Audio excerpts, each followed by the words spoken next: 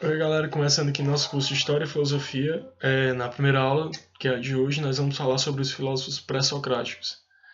Desde que o homem se entende por homem, ele tenta e busca explicar a origem de todas as coisas, a origem natural. Ele quer entender a arqué, que é a origem da natureza. Ele quer entender a physis, que é a física do universo. E a filosofia surge nesse contexto. A filosofia, ela tenta quebrar o monopólio do mito. Acreditavam muito no mito, e a filosofia ela dá uma opção, ela dá racionalidade ao ser humano. O ser humano não pode se prender só ao mito. Vale ressaltar que a filosofia ela não despreza o mito, mas ela dá outras opções para investigar a natureza, como no caso a própria filosofia, a própria racionalidade do ser humano, a razão. E a filosofia, como nós sabemos, surge na Grécia, principalmente por dois motivos, pessoal. O primeiro motivo é as viagens que os gregos faziam, as trocas comerciais, os intercâmbios que eles faziam, facilitavam muito a troca de informações entre os gregos e outros povos. E outro motivo é o surgimento da política. A política que surge nas ágoras gregas como centro de debate e discussões que buscavam melhorias para a sociedade. E a partir do momento que esses habitantes que iam frequentar as águas gregas passam a conversar mais entre si, a dialogar, trocar ideias, eles passam a fortalecer a filosofia, eles passam a questionar mais. E é assim que surge a filosofia. Os pré-socráticos, eles não tinham como foco de investigação o ser humano. Eles não eram ontológicos ou epistemológicos. Isso a gente vai ver lá para frente do curso. Eles não tinham como base de investigação o homem, eles tinham como base de investigação a natureza. Eles buscavam entender a arqué, a physis do universo. Então, eles não é que eles desprezavam o homem, mas o foco deles não era o homem. Então, temos várias escolas no pensamento pré-socrático. Por exemplo, nós temos os jônicos, que habitavam a parte da Jônia, na Grécia. Como filósofo principal, podemos citar o Tales de Mileto. Tales de Mileto, que viveu um tempo no Egito e passou a perceber que a população do Egito e os animais, os vegetais, dependiam diretamente do rio Nilo. E ele passou a associar a água com a arqué, com a origem de todas as coisas. E a partir desse momento, ele passa a defender que a água era arqué, era a physis, era a arqué que criava todas as coisas, é a origem de tudo, onde há água há vida, se não há água não pode ter vida. E outras escolas também podemos citar, por exemplo, os Eleatas, que tinham como principal representante o Zenão e o Parmênides. O Parmênides que defendia que tudo era fixo. O Parmênides dizia: se um homem nasce assim, ele obviamente morrerá assim, não há mudança para Parmênides.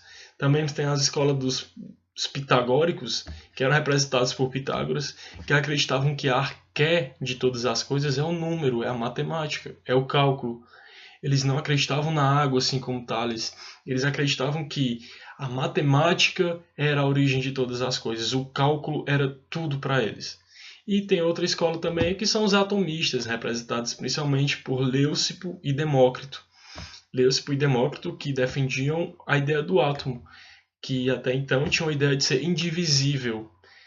E eles acreditavam que o átomo era arqué, o átomo que dava origem a todas as coisas. Agora, a parte principal da aula, vale ressaltar que a gente está no século 6 a.C., pessoal.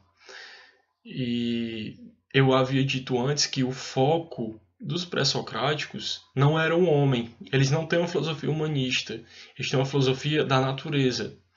Mas houve embates, principalmente entre Heráclito e Parmênides. Heráclito, que era um filósofo nascido na cidade de Éfeso, que ele tinha uma ideia de que nada é fixo, tudo é movimento. Ele tem uma frase que diz que um homem não se banha duas vezes no mesmo rio, porque nem um homem é o mesmo e nem o rio é o mesmo. Ou seja, ele dá uma ideia de fluxo, ele dá uma ideia de movimento. Nada para ele é parado, tudo é uma metamorfose ambulante.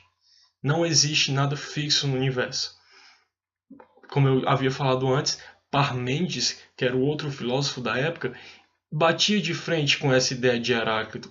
Parmênides defendia que tudo era fixo. mas Heráclito defendia que tudo era movimento. E tinha essa discussão. Eles não se davam muito bem justamente por isso, por ideias muito opostas. E vale ressaltar mais uma vez, a base do pensamento pré-socrático é a natureza. Eles não tinham como foco o ser humano, apesar do Parmênides e o Heráclito serem, como é que eu digo, protagonistas de uma discussão que tem como base a ontologia, que é o estudo do homem pelo homem. É entender o ser humano como ser humano. Apesar dos pré-socráticos não terem como foco do pensamento o homem, havia um embate sobre a natureza do homem. Havia um embate sobre tem mudança ou não tem mudança, que foi justamente proposto entre Heráclito e o Parmênides. Heráclito acreditava que tudo vinha do fogo. A questão do Enem do ano passado colocou um texto que falava do Leucipo, e a resposta obviamente seria atomista. O Leucipo, ele era um atomista, não precisava nem ler os outros itens. Mas como muita gente acha que não é importante se ater a detalhes na filosofia, acabou perdendo a questão, o que pode fazer muita diferença na sua aprovação no final do ano. Então, retrospectiva. A base do pensamento pré-socrático não era o humano, era a arqué. Eles buscavam entender a natureza, a origem de todas as coisas. Houve pensamentos ontológicos, embates ontológicos, principalmente entre Parmênides e Heráclito. Heráclito, tudo é movimento, tudo é fluxo. Parmênides, tudo é fixo. Se um é um, não pode ser dois. E esse é o pensamento pré-socrático.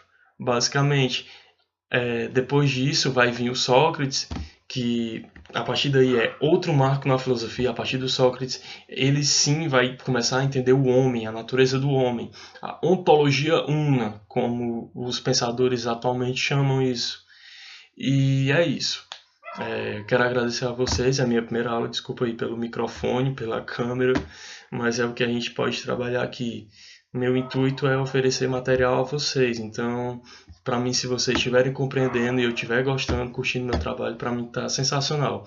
E é isso, pessoal, só tenho a agradecer a vocês e até a próxima aula. Valeu!